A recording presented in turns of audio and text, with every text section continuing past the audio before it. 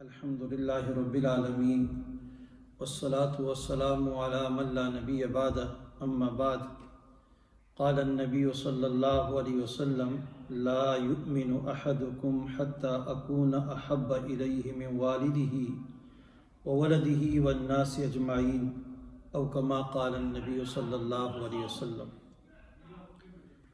نہایت ہی قابل قدر مسلمان بھائیوں، بزرگوں، گھروں میں سننے والی میری مسلمان ماؤں بہنوں، السلام علیکم ورحمۃ اللہ وبرکاتہ۔ وعلیکم السلام ورحمۃ اللہ وبرکاتہ۔ آج حدیث کے درس میں یہ بخاری اور مسلم کی روایت آپ حضرات کے سامنے تلاوت کی ہے۔ اس حدیث کا معنی اور مطلب یہ ہے کہ جناب نبی کریم صلی اللہ علیہ وسلم کا ارشاد گرامی ہے کہ لا یؤمن احدکم، تم میں سے کوئی آدمی مومن نہیں ہو سکتا، حتی اکون احب الیہ، یہاں تک کہ اس کے نزدیک میں سب سے زیادہ محبوب بن جاؤں۔ کسی سے؟ من والدہ، اس کے والد سے، وولدہ، اس کی اولاد سے، والناس اجمعین، اور پورے تمام انسانیت سے بڑھ کر مجھ سے زیادہ محبت کرے۔ اس حدیث میں انسان کے ایمان کا ذکر ہے۔ پہلا فرمایا کہ لا یؤمن احدکم، لا یؤمن احدکم، یہاں پر محدثین فرماتے ہیں اس کا مطلب ہے کہ تمہارا ایمان کامل نہیں ہوتا، مکمل نہیں ہوتا۔ تو گویا ایمان کے مکمل ہونے کے لیے حضرت محمد مصطفیٰ صلی اللہ علیہ وسلم سے محبت اپنے والد، اپنی اولاد اور پوری مخلوق سے زیادہ یہ تقاضا کرتی ہے۔ یہ ایمان کی تکمیل کے لیے کیا ہے؟ یہ نشانی اور یہ علامت بن جاتی ہے۔ یاد رکھیں، محبت جو ہوتی ہے وہ تین طرح کی ہوتی ہے، محدثین نے فرمایا۔ ایک محبت ہوتی ہے عظمت کی، احترام کی، جس طرح انسان اپنے والد سے محبت کرتا ہے، استاد سے محبت کرتا ہے، ایک یہ محبت ہے۔ دوسری محبت ہوتی ہے شفقت کی، رحمت کی، یہ انسان جس طرح اپنی اولاد سے محبت کرتا ہے۔ اور تیسری محبت ہوتی ہے استحسان کی، کوئی آدمی کسی کے ساتھ اچھائی کرتا ہے، بھلائی کرتا ہے تو اس سے محبت کرتا ہے، جس طرح انسان کی عام لوگوں سے محبت ہوتی ہے، جس میں بیوی ہے اور دیگر جتنے بھی لوگ ہوتے ہیں ان سے انسان محبت کرتا ہے۔ اب جناب نبی کریم علیہ الصلوۃ والسلام سے محبت، یہ تینوں محبتیں جو ہیں ان سے بڑھ کر محبت اگر محمد مصطفیٰ صلی اللہ علیہ وسلم سے ہوگی تو انسان کا ایمان تب کامل ہو جائے۔ بے شک، سبحان اللہ۔ ایمان کی تکمیل کے لیے کیا ہو گیا؟ یہ لازمی قرار دیا گیا ہے۔ سبحان اللہ۔ اب یہ تینوں قسم کی محبت جو ہے، اس میں اب نفس کی محبت، جان، اس کا ذکر نہیں آتا ہے۔ تو کیا اپنی جان سے، جان کی محبت، اس سے بھی بڑھ کر نبی صلی اللہ علیہ وسلم سے محبت لازمی ہے یا نہیں؟ ہاں، حضرت عمر بن خطاب رضی اللہ تعالیٰ عنہ ایک دن آئے جناب نبی کریم علیہ الصلوۃ والسلام سے، کہنے لگے اللہ کے رسول، مجھے آپ سے محبت ہے سب چیزوں سے سوائے میری اپنی جان کے، اپنی جان کے علاوہ میں تمام چیزوں سے بڑھ کر زیادہ محبت آپ سے کرتا ہوں۔ جناب نبی کریم صلی اللہ علیہ وسلم فرمایا عمر نہیں، یہاں تک کہ تو نہ کہے کہ مجھے اپنی جان سے بھی زیادہ بڑھ کر آپ سے محبت نہیں ہے تو نہیں۔ حضرت عمر رضی اللہ تعالیٰ عنہ کہنے لگے، ایک دم فرمایا کہ اللہ کے رسول، مجھے آپ اپنی جان سے بھی بڑھ کر زیادہ کیا ہے؟ محبوب ہے۔ تو حضور نبی کریم صلی اللہ علیہ وسلم فرمایا ہاں عمر، اب بات بنی، ہاں عمر اب بات بنی کہ اپنی نفس سے بھی زیادہ تو مجھ سے محبت کرتا ہے، تو یہ محبت جو ہے اللہ رب العالمین کیا مقبول ہے، یہ محبت مقبول ہے۔ اب والدین سے بڑھ کر اس حدیث میں فرمایا نا کہ حتی اکون احب الیہ من والدہ وولدہ والناس اجمعین، اپنے والد سے بھی بڑھ کر محبت، اولاد سے بھی بڑھ کر محبت، تمام انسانوں سے بڑھ کر محبت۔ یہ کیوں فرمایا؟ محدثین نے یہاں پر بڑی ایک بات لکھی ہے، فرمایا اس لیے کہ حضرت محمد مصطفیٰ صلی اللہ علیہ وسلم یہ ہمیں جہنم کی آگ سے نکالنے کا ذریعہ ہے، جہنم کی آگ سے بچانے کا ذریعہ ہے، انہی کے ذریعے سے ہم جہنم کی آگ سے بچ کر جنت میں جائیں گے۔ تو اس لیے سب سے زیادہ بڑھ کر محبت انسان کو کس سے ہونی چاہیے؟ محمد مصطفیٰ۔ اب دیکھیں کہ انسان محبت جو کرتا ہے جناب نبی کریم صلی اللہ علیہ وسلم سے، اس محبت کے اندر کیا ہے؟ اونچ نیچ آتی ہے انسانوں کے اندر، کہ کسی کی محبت زیادہ ہے، کسی کی محبت کم ہوتی ہے۔ اس کی بنیادی وجہ کیا ہے؟ وہ انسان کے دل کے اندر صفت تقوی ہے، کہ جس کے اندر جتنی صفت تقوی موجود ہوگی، جتنا خوف خدا پایا جائے گا، اس قدر اس انسان کے دل کے اندر محبت جناب نبی کریم صلی اللہ علیہ وسلم کے ساتھ زیادہ سے زیادہ پائی جائے گی۔ اور جس قدر خوف خدا اور ڈر، اللہ کا ڈر، تقوی کی صفت کم ہوگی، اتنی محبت کیا ہو جائے گی؟ کم ہو جائے گی۔ تو اس لیے ایمان کی تکمیل کے لیے لازم ہے محبت نبی اکرم صلی اللہ علیہ وسلم کی، اور محبت نبی صلی اللہ علیہ وسلم کے لیے لازم ہے کہ انسان دل کے اندر صفت تقوی کو پیدا کرے، صفت تقوی کو پیدا کرے۔ اور ایک دوسری بات یہاں یاد رکھیں کہ جناب نبی کریم علیہ الصلوۃ والسلام کو ہم اپنے ماں باپ سے بھی بڑھ کر، اولاد سے بھی بڑھ کر، اپنے جان مال سب سے زیادہ بڑھ کر کیوں ان سے محبت کرتے ہیں؟ اس کی وجہ کیا ہے؟ اس کی دو وجہ ہیں۔ ایک یہ کہ جناب نبی کریم علیہ الصلوۃ والسلام دنیا میں ہمارے ہادی ہیں، ہمارے راہبر ہیں، ہمارے رہنما ہیں، ہمارے پیغمبر ہیں، ہمارے رسول ہیں، کہ انہی کی وجہ سے ہمیں جینے کا طریقہ آیا ہے، انہی کی وجہ سے ہم نے تہذیب کو سیکھا ہے، انہی کی وجہ سے ہم نے انسانیت کو سیکھا ہے، انہی کے آنے کی وجہ سے ہم نے انسانی حقوق کو سمجھا ہے، انہی کے آنے کی وجہ سے ہم نے اپنے رب کو پہچانا ہے، انہی کے آنے کی وجہ سے ہم اپنے رب کے سامنے سر بسجود ہوئے ہیں، انہی کے آنے کی وجہ سے ہمیں روحانیت ملی ہے، انہی کے آنے کی وجہ سے ہمیں سائنسی ایجادات ملی ہیں۔ آج دنیا کہتی ہے نا کہ کیا کس وجہ سے محبت کی جائے نبی صلی اللہ علیہ وسلم سے، تو میرے بھائی آج دنیا میں یہ سائنسی ایجادات کی وجہ سے دنیا کے اندر چمک پائی جاتی ہے، دمک پائی جاتی ہے، جہاز ہے، ٹرین ہے، اسپتال ہے، اس کا نظام ہے، سائنسی جتنی بھی ایجادات ہیں، یہ صدقے ہیں کس کے؟ محمد مصطفیٰ۔ کہ آپ آئے تو آپ کے آنے کی وجہ سے یہ سب کچھ ہمیں ملا، تو جب آپ کے آنے کی وجہ سے سب کچھ ملا ہے تو اس لیے ہماری محبت کے حقدار سب سے زیادہ محمد الرسول اللہ صلی اللہ علیہ وسلم ایک، اور دوسرا آخرت کے اعتبار سے وہ ہمارے شافی ہیں، ہماری شفاعت کرنے والے ہیں، ہماری شفاعت کرنے والے ہیں، کہ قیامت کے روز حضور نبی کریم علیہ الصلوۃ والسلام امت کے وہ لوگ جن کے قلب کے اندر، دل کے اندر ایمان رائی کے دانے کے برابر ہوگا، جو کے دانے کے برابر ایمان ہوگا، ان کو جہنم کی آگ سے پکڑ پکڑ کے جنت میں لے جائیں گے، جنت میں لے جائیں گے۔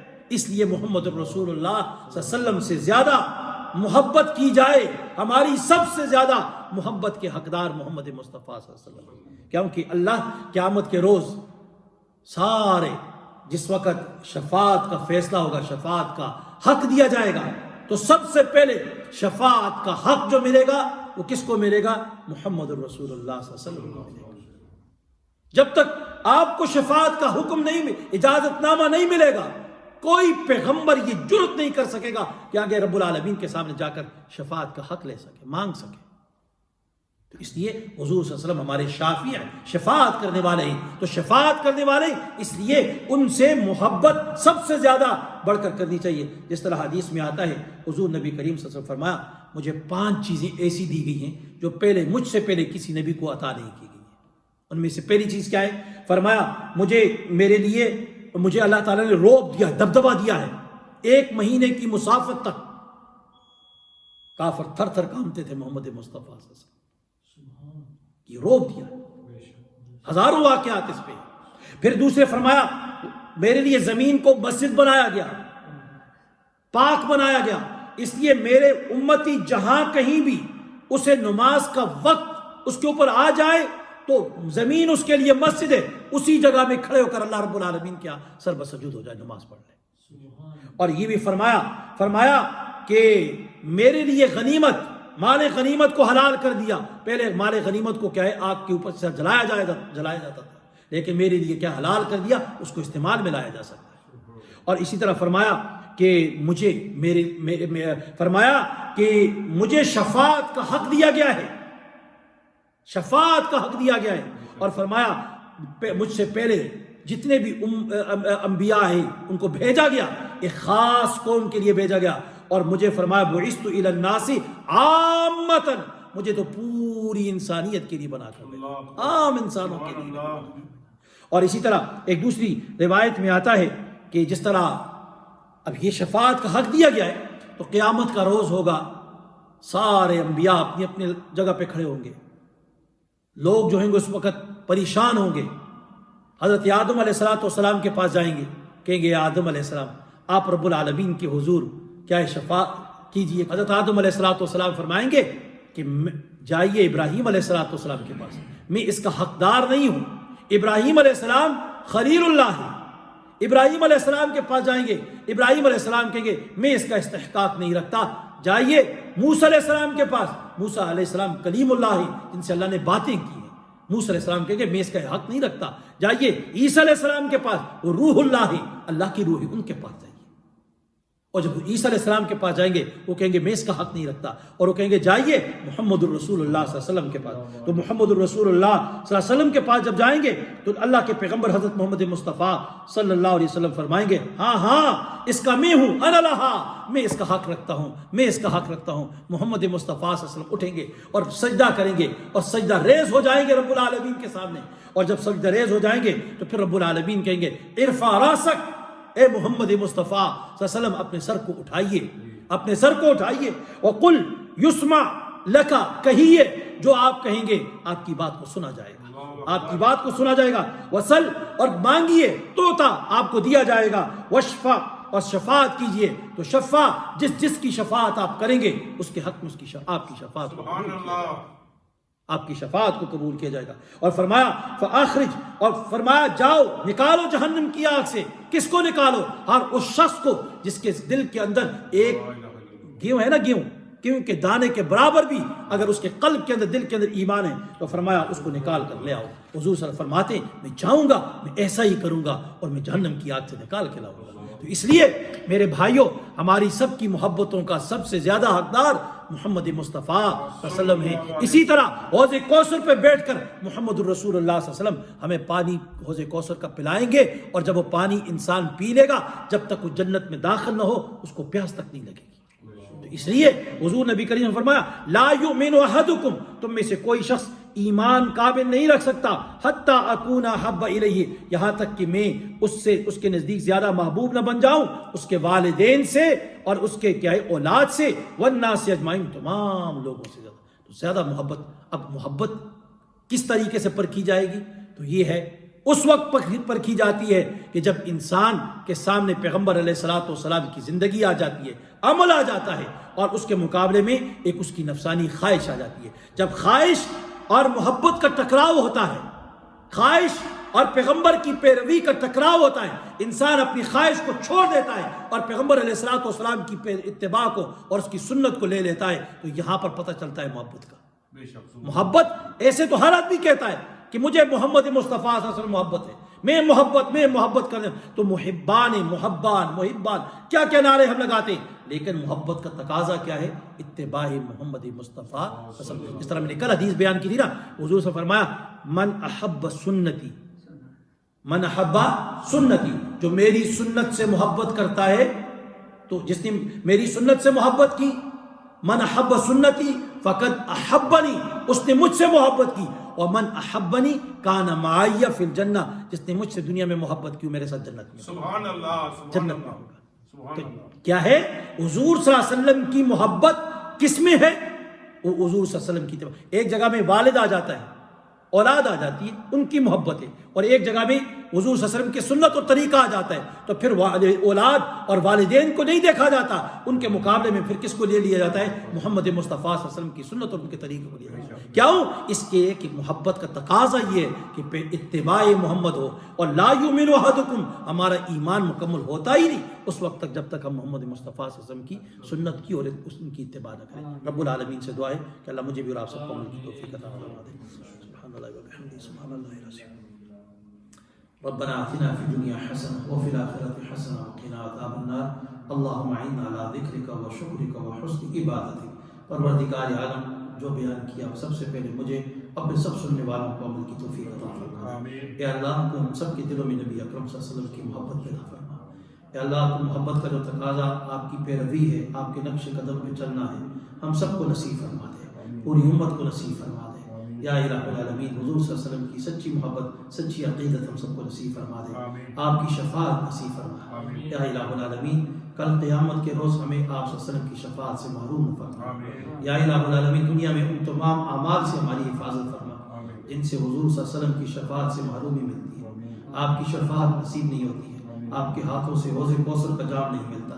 اے اللہ تم سب کی مدد فرما۔ صلی اللہ تعالیٰ علی خیر خلقی محمد و آلہ وسلم۔